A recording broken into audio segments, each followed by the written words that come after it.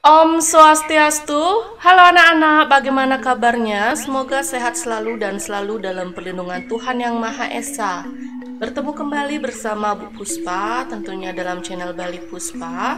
Nah, pada kesempatan kali ini kita akan belajar tentang pendidikan agama Hindu dan Budi Pekerti di kelas 5. Tentunya dalam pelajaran pendidikan agama Hindu ini, kita berjumpa dengan materi baru yaitu tentang Catur Marga Yoga. Ya, apa itu Catur Marga Yoga? Tetap saksikan video ini. Sebelumnya, bagi yang baru bergabung, silakan subscribe channel ini dan like sebanyak-banyaknya, serta video ini bisa di-share di media sosial kalian. Ayo tetap dukung channel ini supaya channel ini dapat berkembang dengan baik.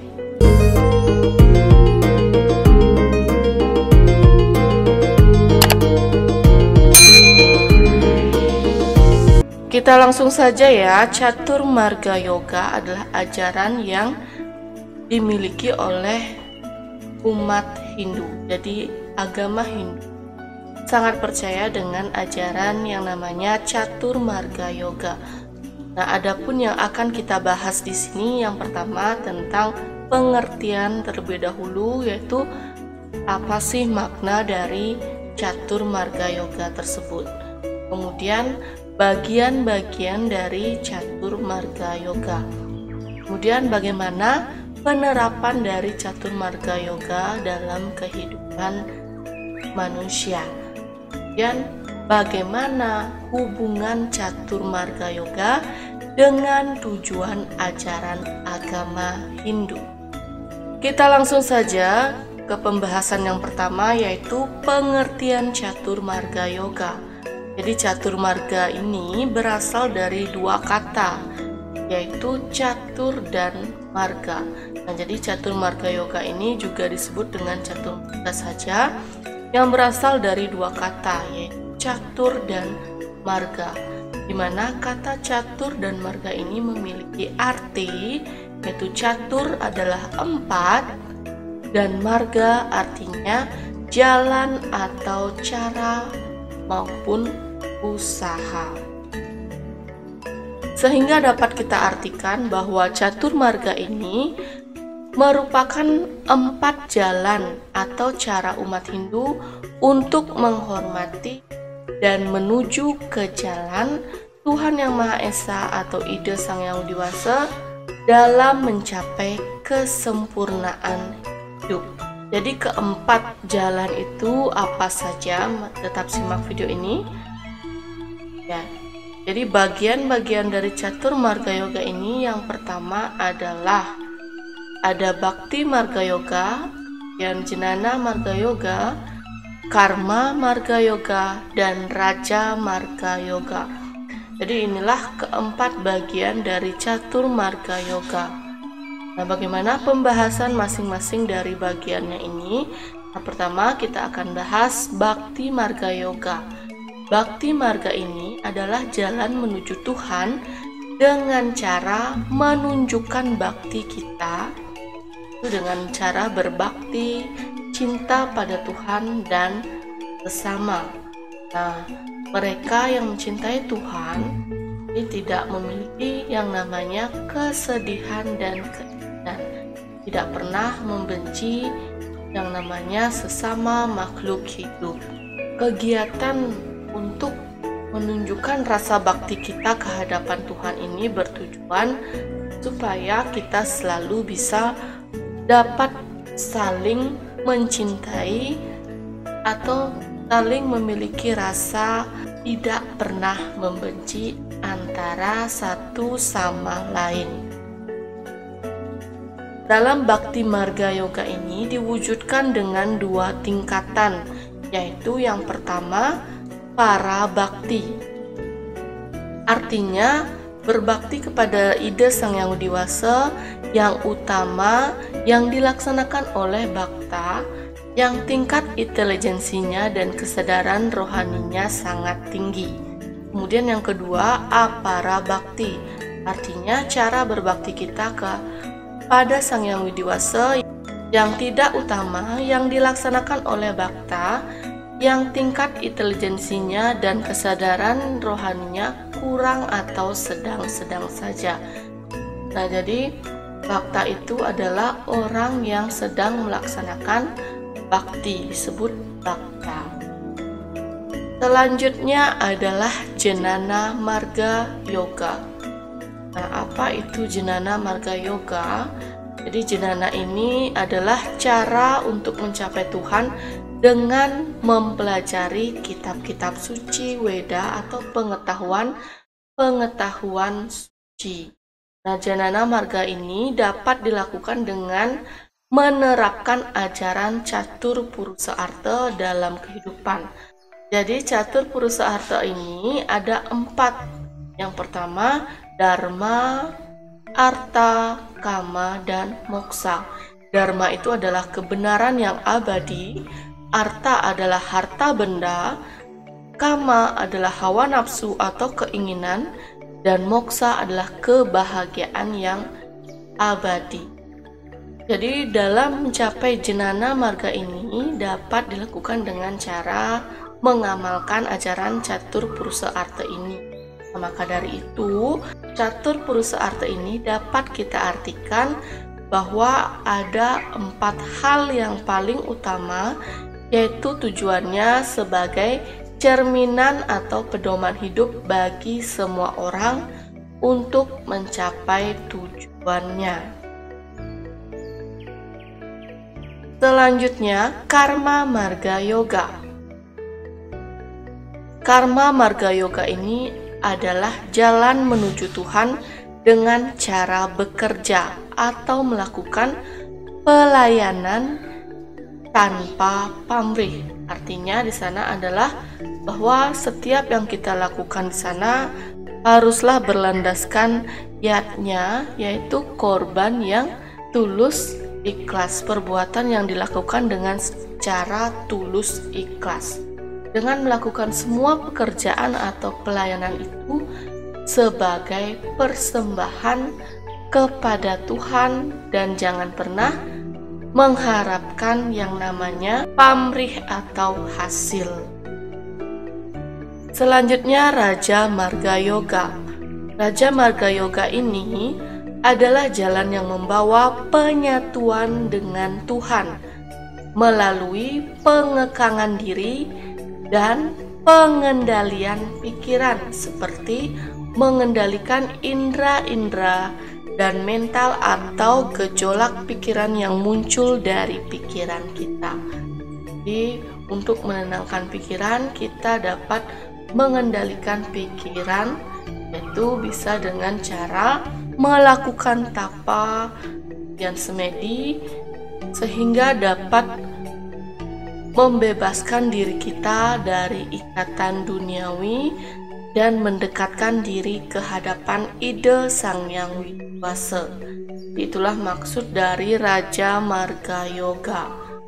Nah, bagaimana dengan penerapan Catur Marga Yoga dalam kehidupan kita? Jadi yang pertama, dalam Bhakti Marga Yoga dapat kita laksanakan dengan cara berdoa atau melakukan puja trisanja secara rutin setiap hari. Itu tentunya melaksanakan puja trisanja yaitu dengan 3 kali sehari. Dan yang kedua, menghaturkan banten saiban atau jotan atau ngejot atau yatnya sesa. Jadi yatnya sesa ini adalah yatnya yang dilakukan setiap hari.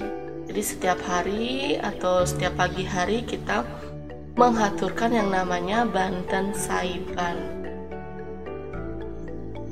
Yang ketiga, berbakti ke hadapan para pahlawan, yaitu pejuang bangsa. Dalam kehidupan kita harus berbakti kepada yang namanya pahlawan, karena berkat pahlawanlah kita bisa hidup seperti sekarang ya. Jadi kita harus tetap berbakti, mengenang jasa-jasanya yang telah mereka perbuat terdahulu. Kemudian yang keempat, melaksanakan upacara Dewa Yatnya. Jadi upacara Dewa Yatnya ini sangat banyak ya. Nah, di sini sudah Ibu contohkan ada Piodalan, kemudian hari-hari suci besar yang dimiliki oleh agama Hindu banyak sekali. Jadi dalam pelaksanaan upacara Dewayatnya ini juga merupakan pendekatan kita ke hadapan ide Sang Hyang Widiwasa. Kemudian yang kelima, melaksanakan yang namanya upacara manuseyatnya. Nah, upacara manuseyatnya ini ditujukan kepada diri kita sendiri. Nah, di mana umat Hindu sangat percaya ketika kita masih dalam kandungan itu sudah dibuatkan yang namanya upacara dari megedong-gedongan, kemudian ada kepus-puser, kemudian mecolongan. Itu banyak sekali rentetan-rentetan upacaranya sampai kita menjadi dewasa. Ada upacara ngotonin, kemudian munggah dehe, kemudian mepandes, mewiwahe. Itu banyak sekali upacara-upacara yang memang ditujukan kepada kita. Selanjutnya, Jenana Marga Yoga. Bagaimana penerapan Jenana Marga Yoga ini dalam kehidupan kita sehari-hari? Nah, sebelum kita lanjut, Ibu ingin memaparkan sedikit tentang simbol dari ilmu pengetahuan, bahwa jenana ini adalah pengetahuan. Nah, dalam ajaran agama Hindu, Dewi Saraswati ini merupakan Dewi ilmu pengetahuan. Jadi setiap ada upacara atau hari suci yang disebut dengan hari suci Saraswati, itu adalah upacara untuk memperingati atau mengucapkan rasa syukur kita ke hadapan Dewi Saraswati. Tujuannya adalah supaya kita selalu mendapatkan ilmu pengetahuan. Ya, adapun simbol-simbol yang dimiliki oleh Dewi Saraswati ini, itu yang pertama, berparas yang cantik.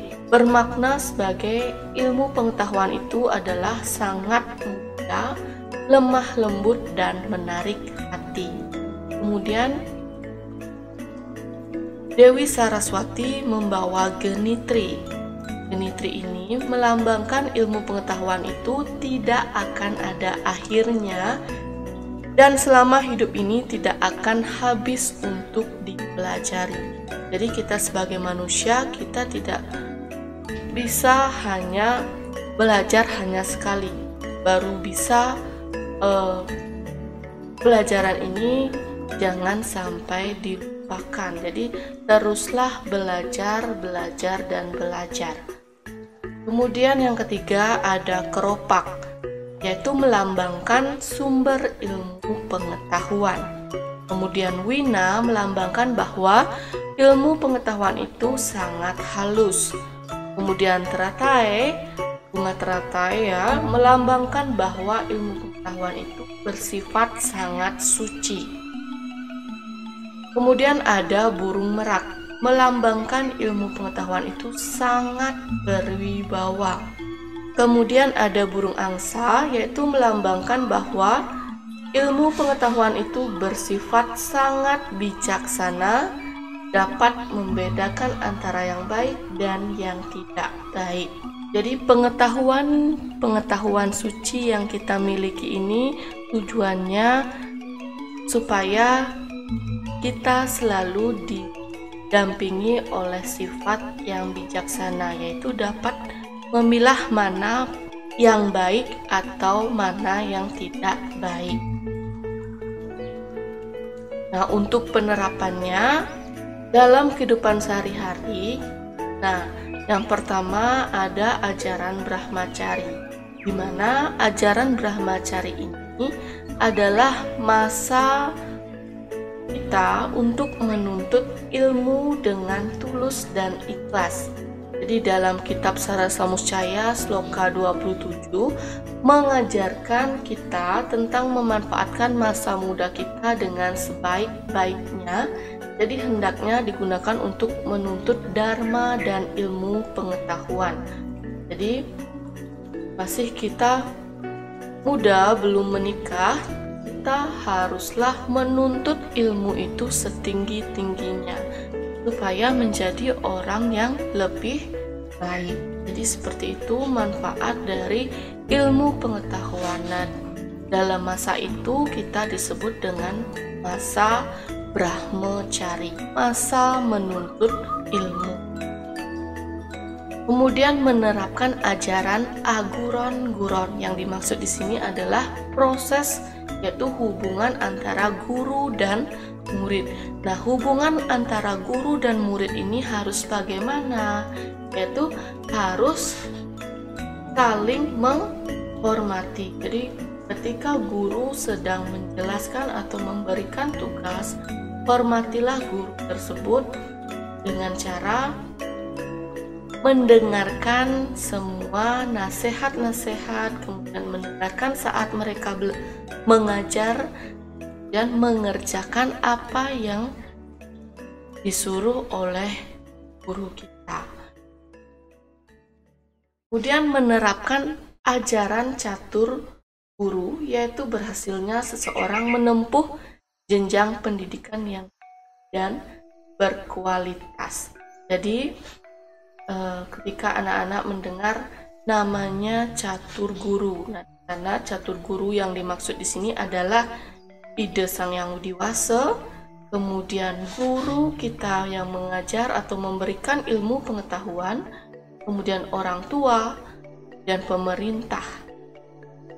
Jadi keempat guru tersebut disebut dengan guru swadhyaya, yaitu ide Sang Yang Widi Wasa, kemudian guru repaka, yaitu orang tua, kemudian guru pengajian, yaitu guru kita di sekolah atau yang memberikan ilmu pengetahuan, kemudian guru wisesa, yaitu pemerintah. Jadi keempat itulah yang harus kita hormati demi untuk mencapai keberhasilan kita dalam menempuh jenjang pendidikan kita, untuk mencapai kesuksesan, untuk mencapai cita-cita yang kita miliki. Selanjutnya, Karma Marga Yoga. Karma Marga Yoga ini dapat kita terapkan dengan cara berbuat yang baik, seperti dalam kehidupan sehari-hari kita bisa menerapkan dengan menerapkan ngayah. Dalam umat Hindu, ngayah ini sudah lumrah sekali ya dalam kehidupan kita di Banjar atau di adat, itu pasti ada yang namanya ngayah. Nah, ngayah, baik itu ngayah di pura maupun ngayah dengan satu Banjar, gotong royong, atau pada saat odalan atau karya. Nah, semua itu dilakukan dengan rasa yang tulus, ikhlas. Kemudian menerapkan berkarma yang tulus dan membantu sesama tanpa pernah mengharapkan imbalan. Jadi ketika teman kalian memiliki masalah, apa yang harus kita lakukan, yaitu haruslah membantu semampunya kita dan tidak pernah mengharapkan yang namanya imbalan.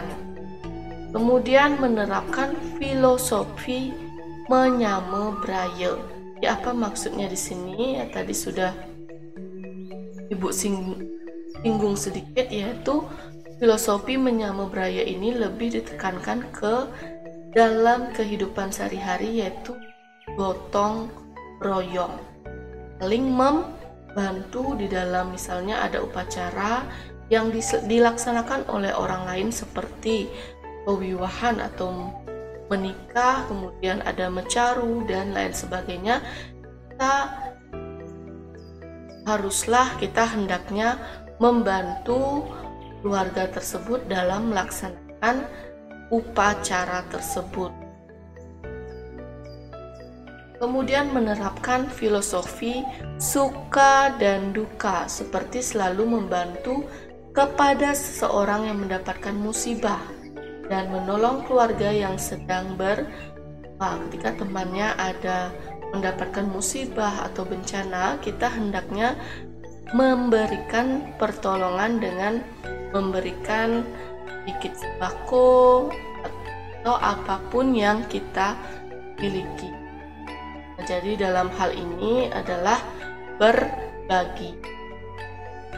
Kemudian Raja Marga Yoga. Nah, tadi sudah kita singgung sedikit ya. Kita bisa melaksanakan Raja Marga Yoga ini dengan cara mengendalikan pikiran kita dengan cara melaksanakan yoga atau samadhi atau tapa. Nah, penerapan Raja Marga seperti ajaran Astanga Yoga. Nah, yaitu catur brata penyepian. Pada hakikatnya merupakan penyucian buana agung dan buana alit. Nah, di sini bukan hanya melaksanakan penyucian dalam diri saja, kita juga harus melaksanakan penyucian baik dalam segi buana agung maupun buana alit. Ya, tujuannya untuk apa? Yaitu untuk mewujudkan kesejahteraan dan kebahagiaan lahir batin dan terbinanya kehidupan yang berlandaskan kebenaran, yaitu satyam, kemudian kesucian yaitu siwam, kemudian keharmonisan atau keindahan yaitu sundaram. Inilah tujuan dari penerapan yang harus kita laksanakan dalam Raja Marga Yoga ini, yaitu tentunya untuk mewujudkan yang namanya kesejahteraan dan kedamaian. Nah, dalam catur brata penyepian ini biasanya umat Hindu melaksanakan yang namanya pencaruan. Nah, itu ikut pada saat pengerupukan itu ada pengarakan ogo-ogo, yaitu mengusir yang namanya para butekala, kemudian disucikan keesokan harinya yaitu laksanakan nyepi. Nah, di sanalah pada saat nyepi itu melaksanakan yang namanya catur brata penyepian. Tidak boleh berapi-api, berarti tidak boleh menyalakan yang namanya api, dupa, kemudian lampu, tidak boleh. Kemudian tidak boleh berpergian, tidak boleh melakukan kegiatan. Jadi itulah salah satu contoh dari catur brata penyepian. Nah, gunanya untuk apa? Yaitu tadi sudah kita singgung, yaitu untuk mewujudkan kesejahteraan dan kedamaian. Nah, bagaimana hubungan catur marga dengan tujuan ajaran agama Hindu? Jadi Ibu tanya, apa sih tujuan ajaran agama ini? Yaitu tentunya adalah untuk mencapai kesejahteraan, kedamaian. Ya, hubungannya dalam catur marga yoga ini tentunya umat manusia semuanya memiliki yang namanya tujuan hidup ya. Nah, ajaran tersebut juga menunjukkan bahwa kehidupan kita itu yang namanya moksartam jagadita yaca itu dharma, bahwa tujuan ajaran agama Hindu ini adalah untuk mencapai moksa. Bagaimana cara kita mencapai moksa? Nah, tentunya dengan melaksanakan yang namanya catur marga yoga yang tadi kita bahas. Kemudian catur purusa arta, ya tadi ada dharma, arta, santa, jagadita. Jadi tujuan di sini yang dimaksud adalah untuk mencapai yang namanya ketentraman dalam hidup. Kita ingin mencapai ketentraman dalam hidup, kita bisa menerapkan ajaran catur marga yoga ini.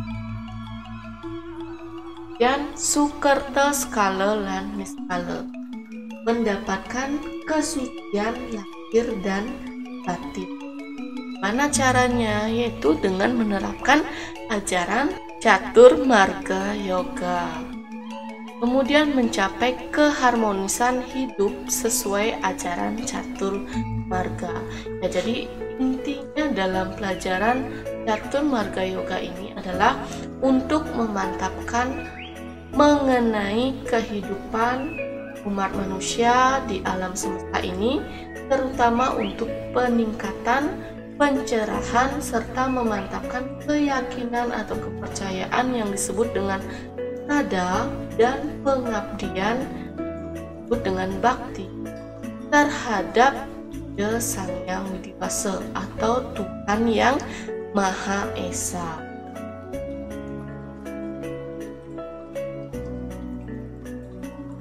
Ya, itu tadi penjelasan materi tentang Catur Marga Yoga. Semoga bisa bermanfaat bagi kita semua. Semoga bisa diterapkan di kehidupan kita sehari-hari dan menghasilkan dampak yang positif bagi kehidupan kita.